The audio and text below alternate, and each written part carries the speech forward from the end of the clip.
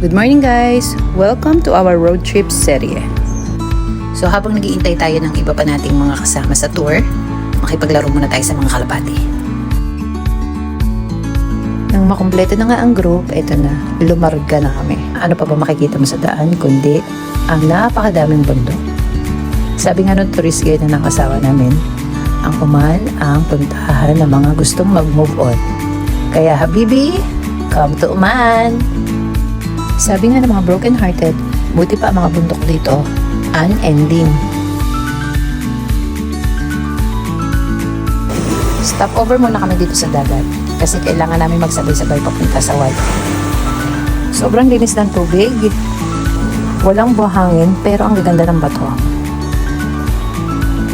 Walang naliligo, walang tao.